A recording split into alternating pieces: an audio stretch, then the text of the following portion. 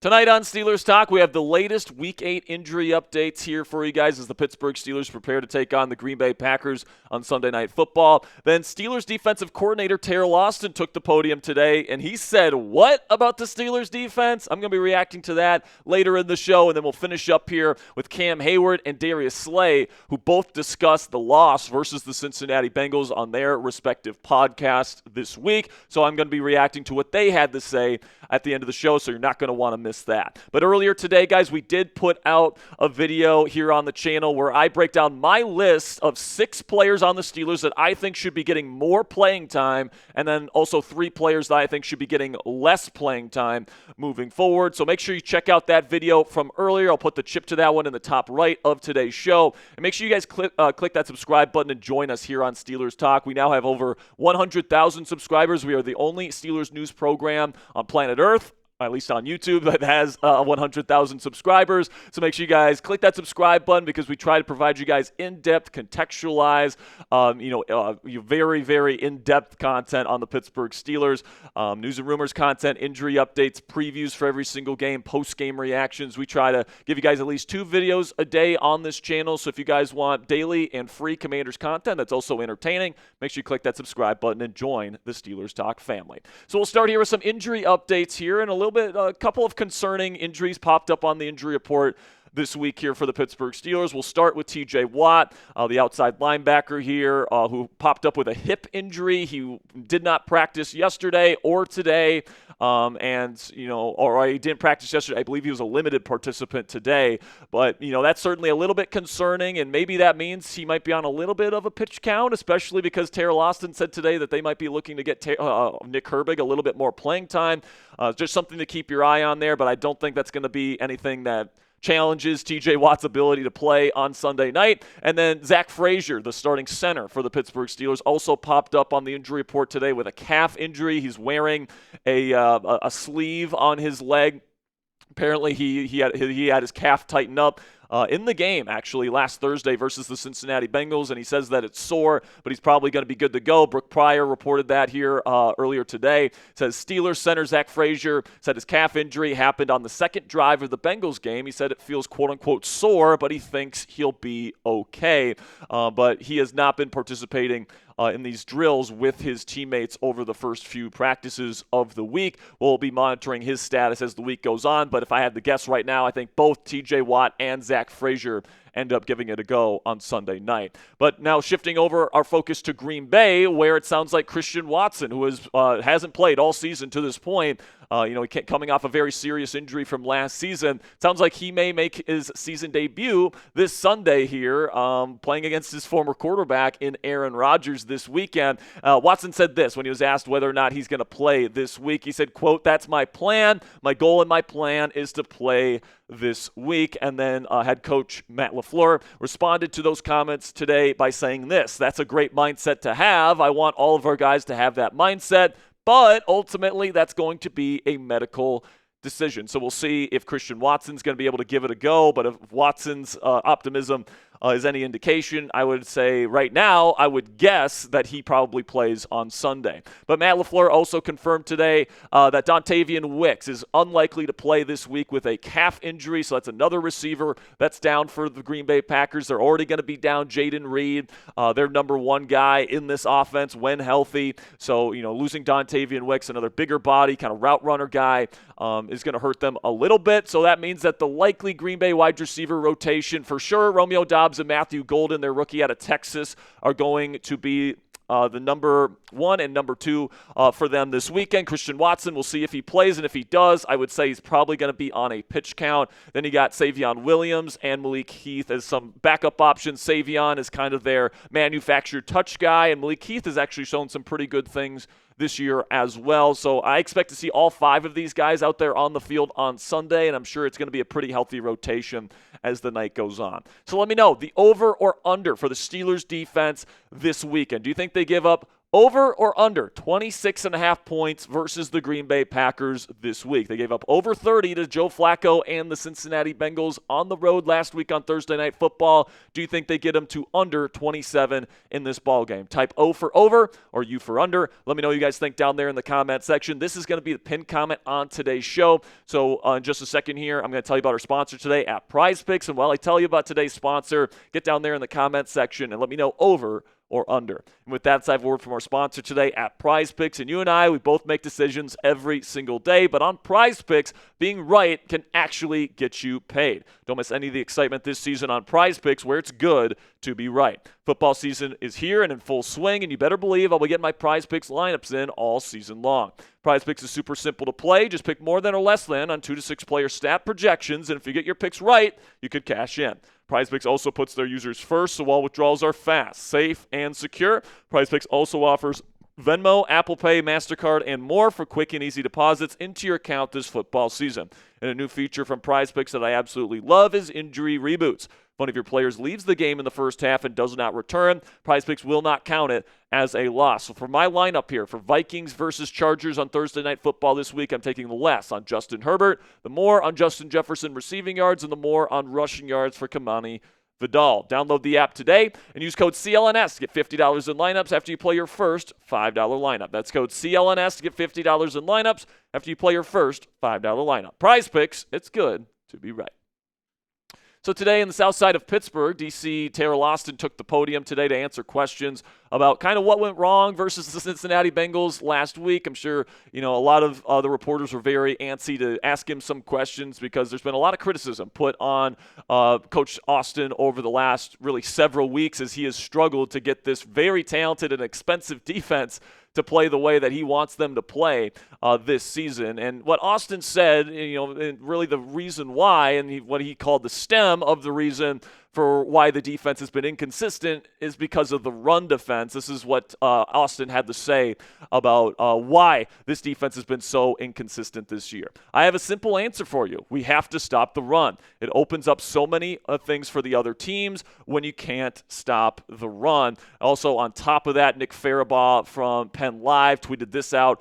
He was there present during the press conference. He said, Austin said that he feels a lot of the struggles have been players who are not being assignment sound and are pushing to make splash play, but the players have to trust each other so the run fits are sound. I think that is absolutely 100% correct. We've said that on this show, all right? I've said over the last week or so that I think the biggest issue with the Steelers' run defense is that there's too many heroes, is the way that I put it, is that people want to kind of abandon their run fit, try to make a big play in the backfield and try and get a TFL and kind of be the guy that ends the drive, so to speak, for the other offense. But, if you're leaving your gap and then you're not getting off blocks elsewhere, it's going to create really, really big holes in the run fit, and it's going to create some really big opportunities for the opposing run game. And we saw that versus Chase Brown and the Cincinnati Bengals rushing offense. And I thought Cam Heyward, defensive tackle here and defensive captain for the Pittsburgh Steelers, put it pretty eloquently on his podcast this week where he described what's going wrong with the Steelers' run defense. He says, I think it comes down to just trusting the defense. Sometimes you feel like you just got to make a play, and sometimes it's defeating your block first and then going on. Not jumping out of our gaps, not trying to anticipate something, just locking in on your assignment. If you start to see too much, you'll see nothing. Just focus in on your job and keying your guy.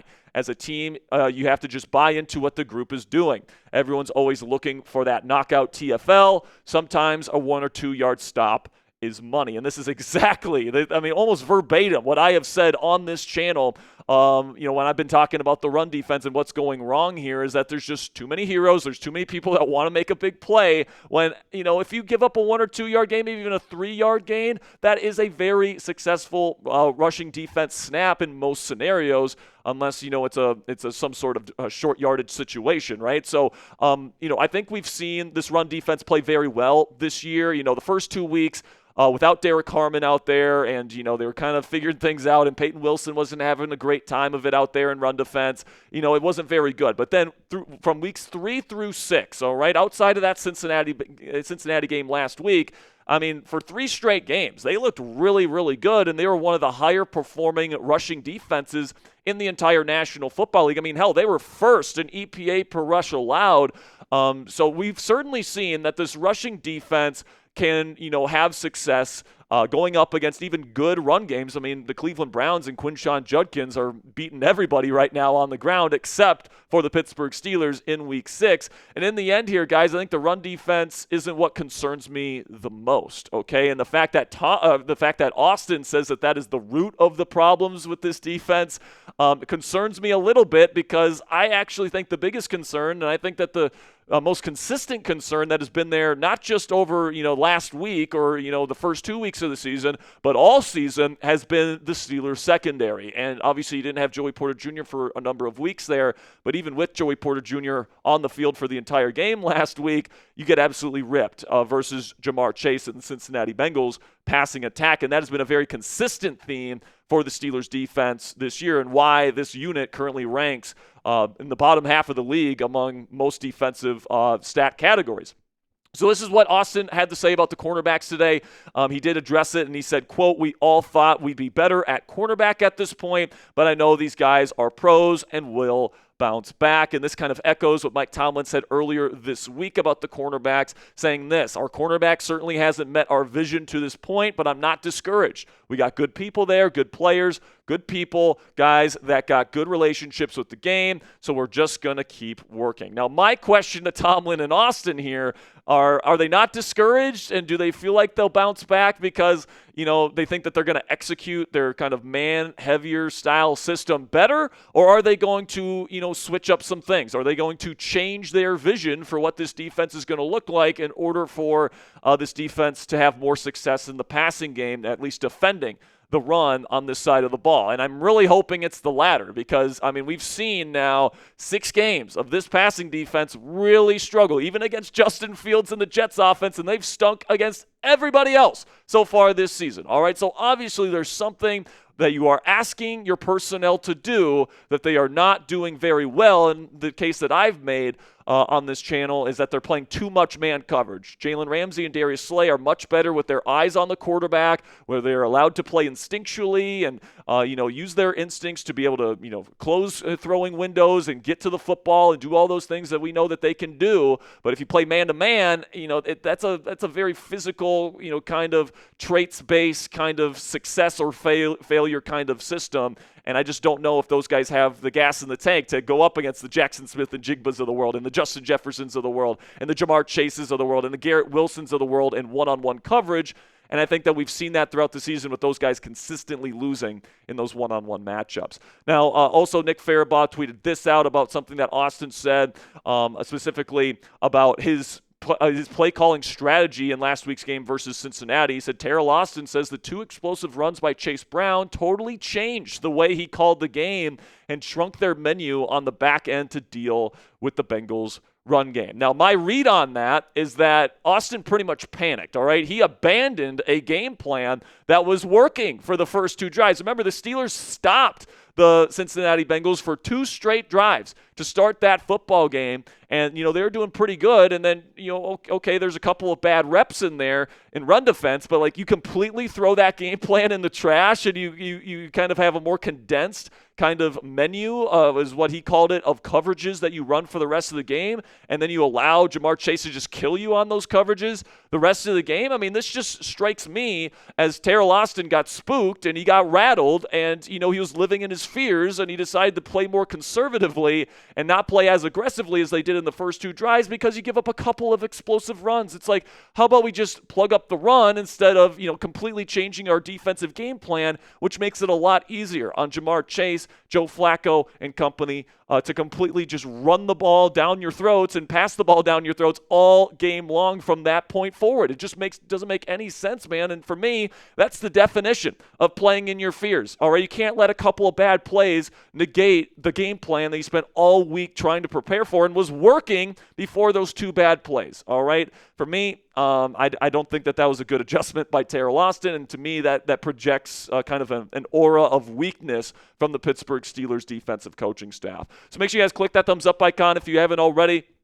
If you think Teryl Austin needs to do a better job, I certainly think that he does. All right, listen, I'm willing to defend these guys on some of the kind of bullshit points that are being made about this defense on social media. You guys know that I have called out some of that BS stuff that is being thrown out there in terms of the narratives, but I'm also certainly willing to call these guys out when they're not doing the proper things. And I think that changing up your defensive game plan after 2 explosive runs, I think that certainly bears some criticism there, and I certainly think with the start of this season, this defense needs to play a lot better, and Austin needs to do a lot better as the play caller.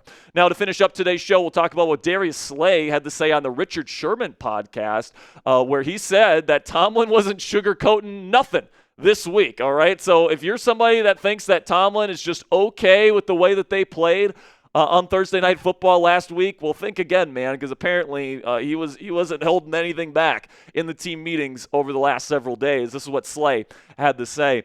Mike T, straightforward, ain't too much positive. Only thing positive to come out of this is a learning experience of what we need to do better. We had a little meeting. One thing about Mike T, man, what I appreciate, he thorough now. He's going to tell you what it is. He ain't going to sugarcoat nothing. So, Mike Tomlin is somebody that doesn't blast players in the media, and that's something that I really appreciate him for. But, those closed-door meetings in the meeting room, I bet he is ripping people apart for some of the bad shit that they were doing on film versus the Cincinnati Bengals and challenging those guys to play better, all right? We've heard a bunch of times about the miscommunication issues, and I'm guessing Mike Tomlin, is fed up with those things just like we are, and he was letting them have it in those team meetings. And by the way, that's exactly the way that he should be addressing this because it's not good enough, and I think we all agree with that, and I think the first person that would tell you that is the head coach of this football team. So that's what I appreciate about Mike Tomlin. He doesn't accept stuff like this, all right? But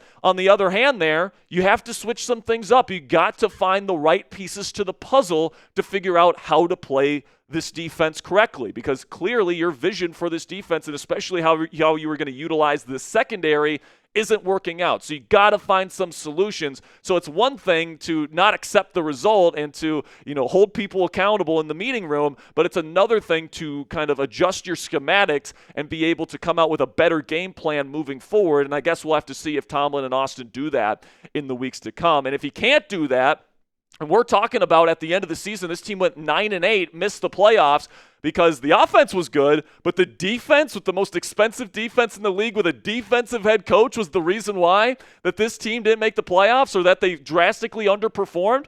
I'm sorry, man. That's going to be the last straw for me personally. I'll want to trade Mike Tomlin at the end of the season if that ends up happening, especially because you can get a first-round pick in exchange for Tomlin, all right? So, I'm going to be willing to give him the rest of the season, all right? I think that he's a really good locker room manager and organizational manager, and that's the number one job of an NFL head coach. But as somebody that is in charge of defensive game planning week in and week out, it's also your responsibility to put the right pieces to fit the puzzle, all right, and figure out how to get this defense, especially with how much money we're spending on that side of the ball, figure out how this defense can play better and honestly play up to the standard that the money that they're making has really set. So what say you guys? Let me know down there in the comments section. What is your confidence level in Mike Tomlin and Teryl Austin to figure this thing out before the end of the season and get this team playing like a top 10 unit? Put it on a scale of 1 to 10 for me down there in the comments section. 1 meaning not at all. They're absolutely terrible. This